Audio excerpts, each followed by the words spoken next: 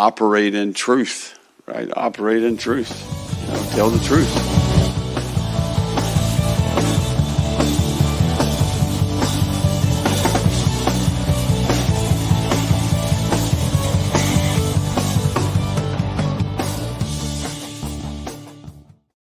Hello, everybody, and welcome to the Gator Truth Florida Football Podcast. I'm Daniel, and on this episode, I'm going to take a look at the 2024 Florida Gators offense. I'll take you through the position groups. I'll tell you what position groups I have questions about, which ones I think may be better, which ones I think may be worse, and how the worst may actually end up being a lot better than I think at this juncture.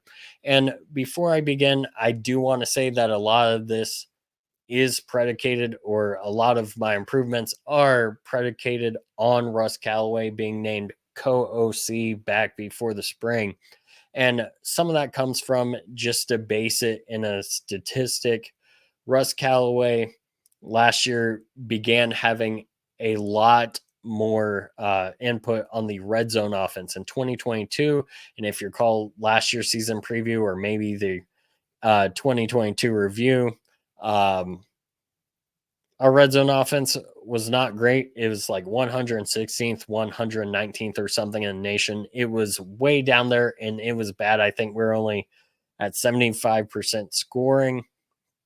Last year, Russ Callaway gets involved, and we don't quite have the dual threat of Anthony Richardson anymore, and it didn't matter. We ended up in the top 20. Just an example of things that Russ Callaway has put his hands on and shown improvement. And I do expect, with him having more control over the offense, that we see that there. And that's more about just taking things, that are maybe good with the offense and making them better, adding things that help out. And of course, Hayden Hansen in the spring talked about how creative Russ Callaway is. And of course, I asked him at the Florida Victorious autograph signing after the spring game, and he confirmed it with me. He's like, yeah, he's really creative. So I can't really wait to see what that becomes.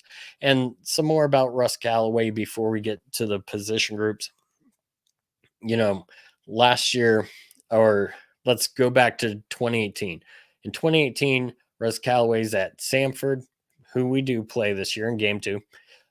He's at Samford, has, I believe, the top passing offense in the FCS, goes into Doak Campbell Stadium with his Samford Bulldogs, and with his offense goes 4 quarters with the Seminoles. And this is not an FCS powerhouse team or school by any measurable metric. And so he did that. I believe his quarterback won the equivalent of the Heisman. If not, he was at least decorated with several awards that year. And so now we have Russ Callaway here and taking over an offense that was decent last year at times, and at times definitely struggled. And I think he'll bring a lot more of optimal play with them. And another example is one stat I saw had us running play action 70% of the time. I believe it was in pistol. I could be wrong, but 70% of the time we passed, we did play action. Well, with a bad offensive line last year, if you're doing play action, one, you're asking them to feign run blocking. 2, you're asking them to block longer because they've got a block during the play action fake. So we're faking the run, and then the time getting into the pass, reading the field. And with a bad offensive line, that's going to make them look worse because they're already not doing too well. Now you're putting more time they have to block, more pressure. And of course, that's going to lead to some of the disaster that we saw. Another bit of info is when we had 3 wide, 11 personnel. 11 personnel is 1 tight end, 1 running back, 3 wide receivers. Our average air yards meaning this is how far the ball traveled in the air till it was caught, was 3.8 yards. So not much of a downfield threat at all. Some of that was by design, some of that was due to our O line, but Russ Callaway, who's got a background in air raid type offenses, this is where I think he comes in. Just using those two things I talked about. And that's something I've actually ranted about here on this podcast a few times, and that's getting more 0 to 1 step drops. And what that means is the quarterback gets the ball 0 step, he catches it, the play's designed so he knows exactly where he's going based on where everyone's aligned in the coverage. So he catches it, gets the ball out, and it could be a slant route that gets caught 5-6 yards down the field or 3, but the guy's catching it and he's running in space. And there's all sorts of routes you do off that 1 step drop. You catch it, take 1 step, and again, you've already read the field. Take 1 step, throw before the defenders can get to you. So you go from a play action. Again, play action in itself is not bad, but you go from a play action where you're asking your line to block, 2, 4, 5 seconds to now you're asking your line to block, catch, throw that quickly. So those little concepts being built in, which I believe we may see some, definitely help out the line. And if your game playmakers the ball in space, can end up getting you some big plays. And on top of that, I mentioned the 3.8 air yards. If you're hitting some of those quick plays, well, the defense is going to back up some. Last year, and again, things we've talked about on past episodes, last year, you ended up with situations where 8, 7 men were in the box and they weren't afraid to get beat if they guessed wrong on a play action because they're like, I can continue on to the quarterback because it's going to take a little bit of time. Or they weren't afraid of beating us on the run selling out against the run because if we're only throwing it an average of 4 yards downfield with 3 receivers, well, by the time we realize it's passed, we can get to 2-3 yards downfield and we can cover that up. And again, some of that was designed with the jet passes, so it's caught 2 yards behind the line, stuff like that. Obviously, we did have some down the field throws. I'm not saying that we didn't, but the facts are that's the average that you had with 3 receivers on the field, and facts are when you're running 70% of play action, again, I believe that was out of pistol. Other teams pick up on how much that is, and they play that tendency.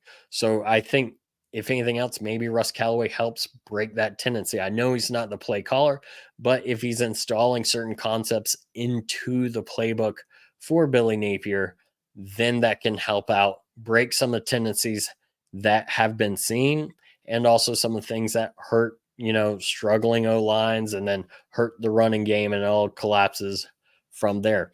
Not saying our offense was bad last year, but again, we were in like the 50s, 60s in scoring.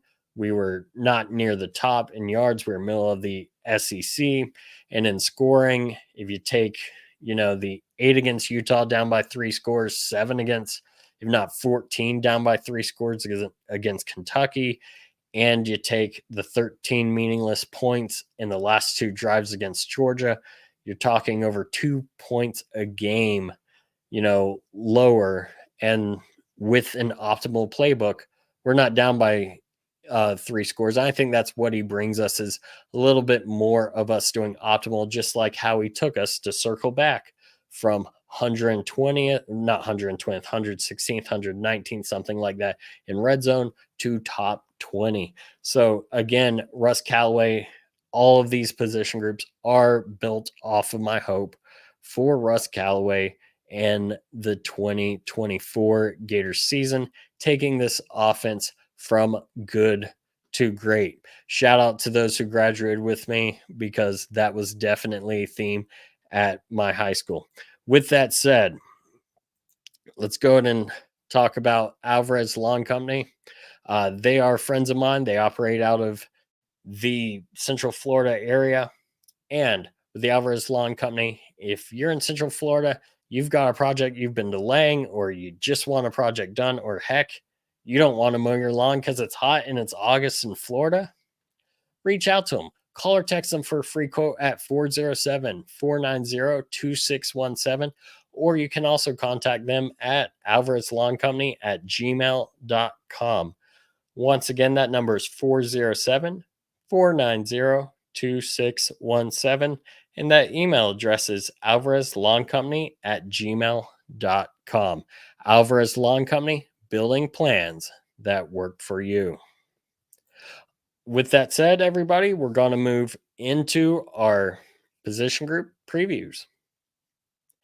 And we're going to start off with the biggest question mark, in my opinion. And I don't know whether it's going to be better or worse. And that would be our offensive line. We only returned 2 guys that are starting in the same position that they were starting last year for the Gators. And that is Jake Slaughter, who was really, really good as a first year center last year, thrown into that due to injuries to Kingsley Egwekin, and I believe was their best offensive line player last year as far as guys who started and played significant snaps in most of the games. With that said, left tackle is our other starter returning, Austin Barber. And Austin Barber was a freshman All-American at right tackle 2 years ago. Last year moved to left tackle, didn't quite have the best season. I do think some of the stats that we talked about played into it, but also, just to move to a whole new position, and sometimes it works sliding across the line, sometimes it doesn't. But hopefully this is the year, with the new offseason workout regimen, that we see Austin Barber continue to build on his potential, because he showed a lot as a freshman. Now it's time to capitalize as a junior. With that said, another returner that we have in a new spot is Damian George. He moves from right tackle to right guard. Right guard is the place where most people feel, due to his size and build, is his natural position. He's never played guard in college before. Even at Alabama, he was a tackle before transferring to Florida. So it'll be interesting to see whether that pans out, whether we see good results this year from Damian George. But that is definitely a hope that the position change is what's going to do it for him. And then as far as the left tackle, we have Kanaji Harris, who is one of our better rated on Pro Football Focus offensive linemen from last year. Granted, the majority of his snaps were against McNeese State in a blowout and against Vanderbilt in a blowout, but he did get some snaps and did well, in my opinion, in games that were, not blowouts. But it is true, most of his time was in these late parts of these games. But again, it was experience. He's been with the program for a few years. Now it's time for him to show, and for Rob Sale to show, what this offensive line and these guys they've brought in can do. At the tackle spots, we do have Devin Manuel and we have Crenshaw Dixon. Crenshaw Dixon transferring from San Diego State, and I do believe he's going to be the right tackle starter. Cam Waits, who's been with the Gators, this is his 3rd season, came with Billy from Louisiana, or at least as a recruit, committed to us. I forget which one it was, and he had been committed to Louisiana.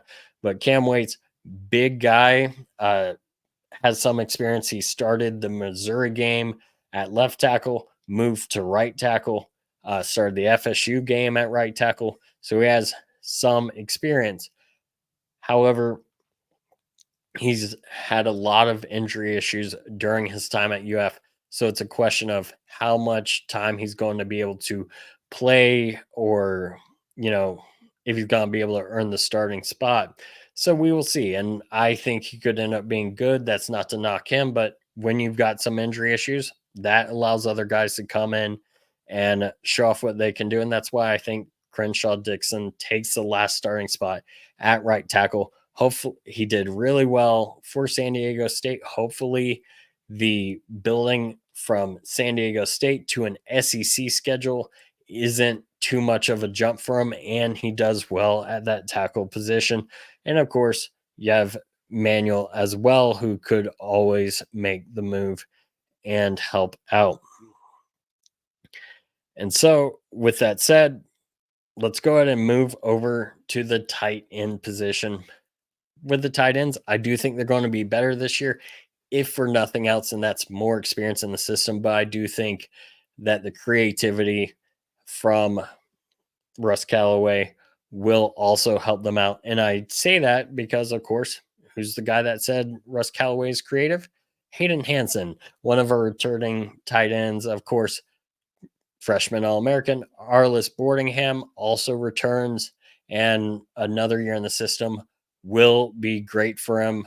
I do think last year he had some great moments, more to come, especially if we see the tweaks that we've talked about from Russ Callaway and Keon Zipper, who's now in his 6th year of being a Gator.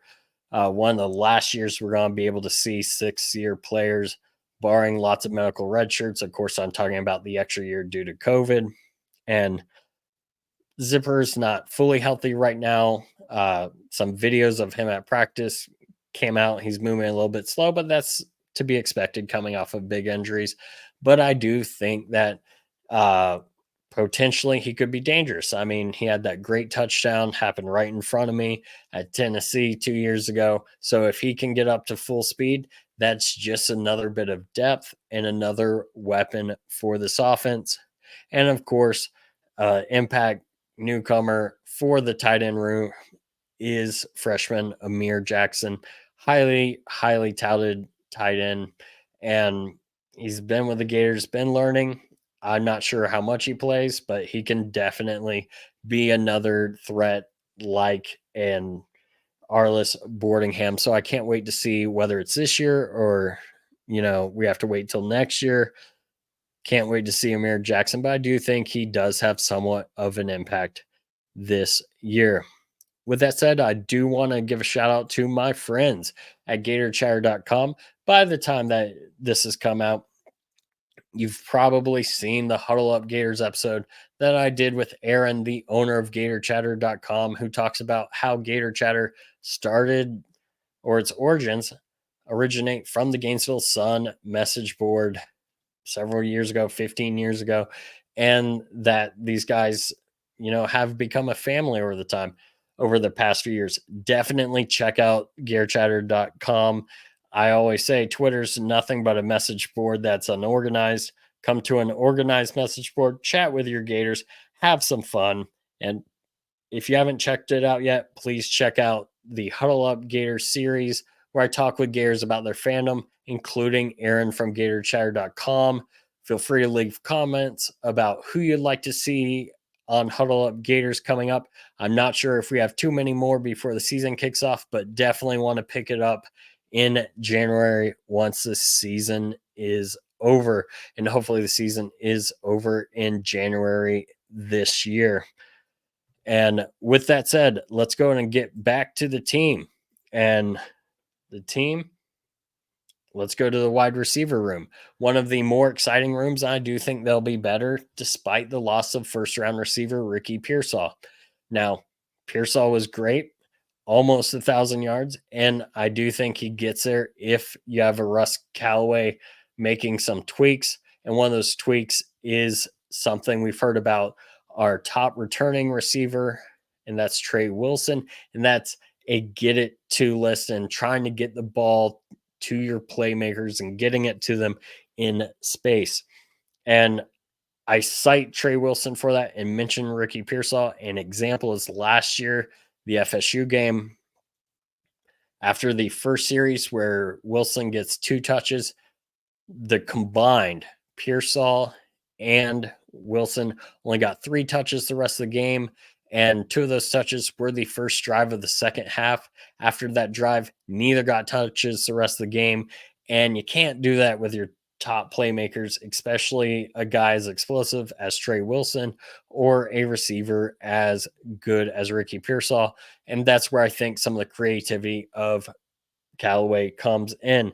With that said, Trey Wilson did have a comment recently where basically he wasn't sure what he was doing on the field last year at many times, wasn't quite sure of his role in the playbook, but this year he feels a lot more comfortable, knows his role, and he feels that makes him, his word, dangerous. And last year, we thought he was dangerous, if what he's saying is true, it's only going to be more dangerous from him moving forward. And so you have a second year, more dangerous Trey Wilson.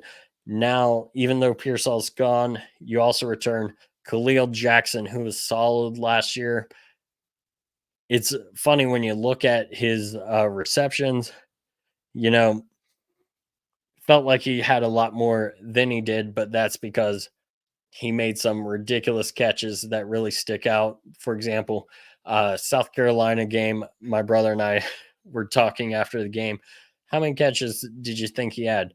We both thought he had like 4, 5, 6. He had 2, but that's because they're memorable. One, I believe, was a touchdown, and Mizzou, he made a great play where he got up, caught the ball at the highest point, pulled it down. And, a guy who comes from Gator legacy, it's great to see him returning. Also, 2 highly touted recruits, and Aiden Mizell and Andy Jean, second year in the system, definitely helps out, just builds the floor of the room that much more. Impact newcomers, we have Kamir DK, who has about 1,500 yards in his career, and we have Elijah Badger, who has about 1,500 yards over the last 2 years with Arizona State, who comes in and is supposed to bring lots of speed, kind of like another transfer we got from Arizona State just 2 years ago by the name of Ricky Pearsall. So and DK, of course, transferred from Wisconsin and already has a relationship and chemistry with Graham Mertz. So with you having these young guys like Trey Wilson, who was a true freshman last year, you have Aiden Mizell and Andy Jean, who are true freshmen last year. They're now in year 2. You have Marcus Burke, who's been here several years, who's made some great, plays in spring games and a little bit of experience in games. But again, all this lifts up the floor. And then you also have Tank Hawkins, who had, I believe the reports are, 2 touchdowns in the last scrimmage. Hopefully I've got the right one. Drawing a blank right now, but I believe he did, and bring some speed. And you do want to see that, going forward. You have all this talent, and I believe the higher floor due to experience, due to bringing in a little bit more speed with a Hawkins or a TJ Abrams, another true freshman has come in, and an Elijah Badger, along with a guy like Kamir DK, who has experience with Graham Mertz. I do believe that makes this a better room despite the departure of a first round draft pick. And then at running back, for now, I'm at least taking a tiny step back and believing that the running backs will be a little bit worse. And let me explain myself. I know there's probably some pitchforks coming out, and that's mostly just based on what we've seen as far as actual production versus what we hope the production will be. And some of that is Montrell Johnson has gotten his knee scoped. He could be ready and good to go for the season opener. It could be something that just lingers and bothers him for weeks. He could not be ready to play until A&M. There's such a spectrum right now, so many different feelings, reports. Curious to see what happens with that. But obviously, if he can't go against Miami on August 31st, we're our most experienced running back as far as time at Florida is Treyon Webb, who last year 141 of his 163 yards I had with McNeese and Vandy, but he did have a nice 43-yard run against Vandy. And that just may be, he's behind a dynamic duo in Johnson and Etienne. So we didn't quite see as much from him. He could end up being just as well as Etienne and possibly a better pass blocker, as that is a knock people have on Etienne from last year. But since I've not seen it, I've got to be cautiously optimistic rather than knowing, hey, I've got 2 guys we can trust going in. But that doesn't mean that this can't be a running back room that ends up being better, than last year. It just means right now I'm sitting back and cautiously optimistic. And of course, we have guys like Cam Carroll, who was on campus last season, blows out his knee before the season, missed 2022 at Tulane with a foot surgery. Don't know when he'll be ready, much less if he will be fully ready at all. Of course, we remember 2017, Malik Davis blows out his knee. Not quite the same, I think, ever again. So who knows on Cam Carroll? Could end up being just fine. Could be something that he's never quite what we see. So I'm going to kind of sit back. Jacoby Jackson, who's in his second year at Florida, redshirt last year, has looked good. I've heard that he's taken some snaps and looked good in the scrimmage. Also, Jaden Baugh, who looked good in the spring game, bringing that up. And these are guys who do look explosive. And of course, Katie Cannon Daniels, another big time running back recruit. I'm not sure how much he sees this season. Maybe he sees a lot, maybe he sees a little.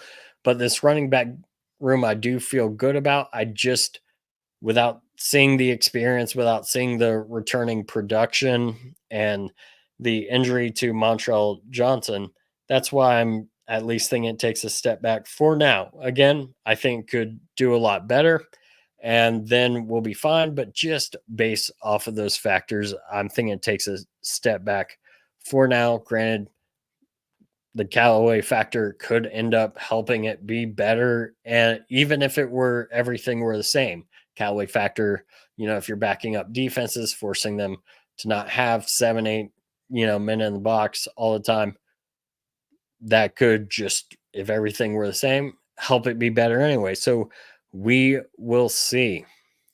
Before we move on to our last position group, I want to give a shout out to my friends at the College Huddle. College Huddle is an affiliation of over 70 fan podcasts from schools all around the nation, whether it be Ohio State, Florida, name it, Arkansas, Tennessee, Washington. Definitely check it out if there's a school you want to look on. collegehuddle.com. You can find their affiliates and find podcasts for hopefully any school you're looking for. But one you cannot is definitely Miami. With that said, check out Fourth in Florida. It's thanks to the College Huddle, it is a get together podcast with myself and UCF podcast and an FSU podcast. Find that on YouTube. Now, let's go ahead and get to the quarterback position, which I do think will be better than last year. I do think Russ Callaway and his little tweaks will help elevate it. But I also think second year in a system for Graham Mertz. And then also the backups aren't Jack Miller or Max Brown. It's the National Gatorade Player of the Year, DJ Lagway, who I got to meet a few weeks ago at a special event put on by Florida Victorious. Nice, humble guy, as well as LJ McCray. And that's a discussion, of course, for when we talk the defense, but definitely a good guy. I do think second year Mertz will be better. One thing I do want to see, and again, I think some of it was system, maybe some of it was him, but I do need to see that, especially with 11 personnel, that 3.8, I need to see it get into the 6 or 7 yards as far as average air yards. And I think that could definitely work out. A lot of people have made a big deal about 70+% completion percentage. But the thing is, with that percentage, there wasn't much risk. The example I love to give is I'll take Danny Werfel's 57% completion percentage in 1996, where there's higher risk, higher reward, and higher winning. And that's not to knock Mertz at all, but that's to say, hey, I will gladly see this year a decrease in your completion percentage if necessary, if that means that we're being a little bit more explosive in the passing game. Another question that I get asked is, how much do you see Lagway? Do you think Mertz is going to get benched for Lagway? And to be honest, my answer is it depends on how the season is going. In a way, I've also likened it to Kelly Bryant at Clemson. He takes, I believe it was 2016, take Clemson to the national title game. 2017, Trevor Lawrence shows up, and well, a few games into the season, Trevor Lawrence takes over as a starter, highly touted true freshman. I don't think the same situations here. I do think Napier's a very loyal guy, but again, I give the example of a highly touted true freshman taking over for a guy who literally took his team to the national title game. And also, you could talk about Tua taking over for Jalen Hurts in a very similar fashion. With that said, I do think it all depends. If we're not doing well and Napier wants to highlight towards the future, build towards the future, I think we see Lagway. But for the most part, I think Mertz is the guy. I think Mertz ends up starting until there's a reason not to. And I'm not sure if that reason not to does happen. Well, with that said, that is my feelings on the 2024 Gator offense. I do think it's going to be looking up. I do think the addition of Russ Callaway as co-OC and letting him come in and make finer tweaks can be something that ends up being great for the Gators. And I do believe that the Gators are going to do a lot better on offense despite the schedule, because I, again, things I believe and kind of hope for is we're going to see ways to counteract a offensive line if it's as iffy. We're going to have more weapons at receiver, and we're going to find ways to get guys the ball in space with get it to, and returning a veteran quarterback in his 6th year. I do think that all adds up to a better offense for the Gators. And if not, well, then we're going to maybe see some changes across the board. But that's a discussion for another time. For now, it's all speed ahead. Hope for the best and see what happens. With that said, thank you all for listening. And as always, go Gators.